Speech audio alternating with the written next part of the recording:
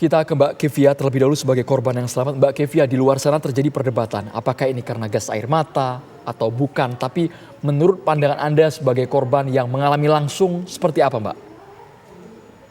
Menurut saya gas air mata itu memang sangat perih di mata dan sesak di mata. Apalagi jika orang awam yang belum pernah merasakan gas air mata. Kemudian jika mempunyai penyakit bawaan seperti asma kan juga sangat.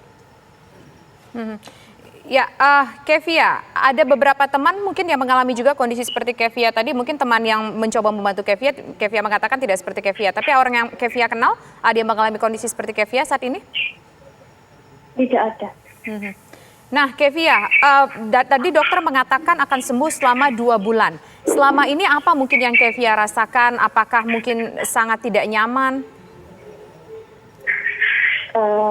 Waktu kejadian, pasca 3 hari setelah kejadian, itu saya tidak bisa membuka mata. Jika membuka mata, maka saya terasa sangat pusing, sakit di mata. Baik. Mbak Kevia, saat ini untuk proses pengobatan, biaya, kemudian perawatannya bagaimana, Mbak? Untuk proses pengobatan sudah diklaim oleh pemerintah dan sudah ada dari Kapolresta Kepanjen.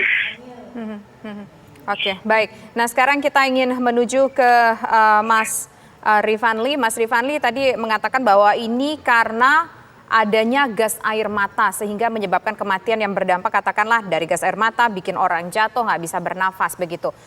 Perlu tidak rekomendasi, mungkin DPR di sini juga ada DPR merekomendasikan mengambil sampel beberapa korban yang sudah meninggal dunia untuk diotopsi. Apakah itu menjadi sebuah opsi? Ya, perlu sekali. Dorongan dari DPR saya rasa perlu. Pertama begini, satu terkait dengan penggunaan gas air mata itu sendiri. Temuannya Komnas HAM mengatakan bahwa gas air matanya kadaluarsa itu kami sudah temukan sejak aksi reformasi di korupsi.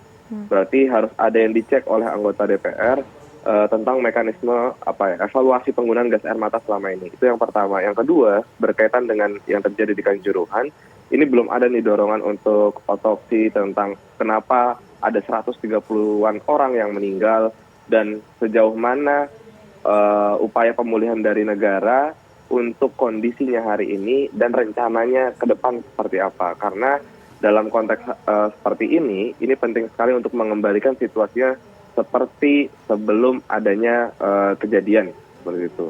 Penggunaan gas air mata juga dalam level-level tertentu, level ringan saja, dia bisa mengakibatkan orang mual dan muntah gitu atau gangguan pernafasan yang ringan.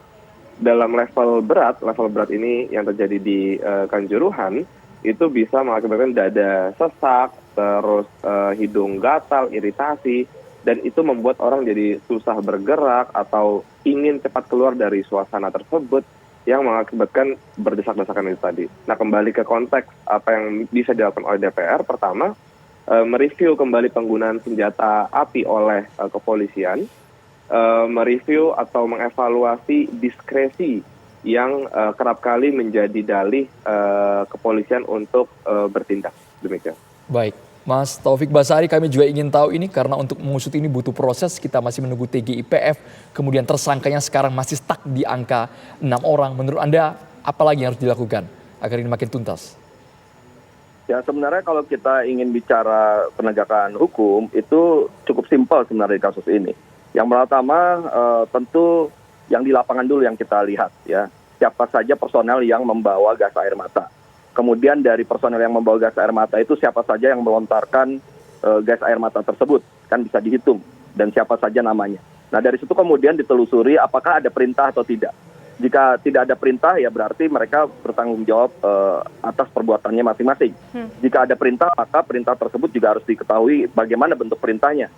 Apakah jelas atau tidak, dan seterusnya. Sehingga jika ada perintah, maka pemerintah juga dapat dikenakan pidana. Jadi menurut saya, pertanggungjawaban pidana ini penting untuk bagian dari pendahuluan pertanggungjawaban negara terhadap peristiwa ini. Itu yang pertama. Nah, yang kedua, sebenarnya sudah sangat jelas penggunaan gas air mata itu tidak diperbolehkan, baik menurut aturan FIFA ataupun menurut akal sehat di dalam stadion ini. Saya juga termasuk orang yang dulu ketika mahasiswa cukup kenyang lah dengan gas air mata. Jadi saya bisa mengetahui bagaimana efek gas air mata ketika dilontarkan itu seperti kita disemburkan bubuk garam di mata dan Baik. di hidung dan tenggorokan, dan itu apabila gas air matanya tidak segera mengudara, maka sangat perih, kita bisa saja Oke. pingsan di situ, dan akhirnya kita akan berusaha untuk menghindari itu. Oke. Nah, ketika gas air mata itu di dalam stadion, yang tidak kemana-mana dia udaranya, nah itu akan mengakibatkan hal yang fatal. Nah, oleh karena itu juga menurut saya pihak Polri tidak perlulah kemudian harus berdalih defensif untuk Baik. mengatakan bahwa ini penyebabnya bukan gas air mata. Sudahlah, kita akui bahwa ada kesalahan. Dari kesalahan ini kita lakukan tindakan-tindakan penegakan hukum dan perbaikan-perbaikan ke depan. Itu tentu akan Baik. lebih dihargai dan dihormati oleh masyarakat. Kita nantikan justru klarifikasi dari pihak Polri agar meluruskan ya keterangan yang kemarin ya bahwa ini bukan penyebabnya gas air mata, dengan meluruskan bahwa memang pemicunya adalah gas air mata, dan mari kita lakukan perbaikan-perbaikan ke depan, termasuk juga memberikan tanggung jawab pemulihan bagi para korban yang tidak meninggal, tapi korban-korban yang masih juga mengalami dampak dari gas air mata Baik, terima tersebut. kasih Bang Taufik Basari, Mas Rifanli dan juga Mbak Kevia.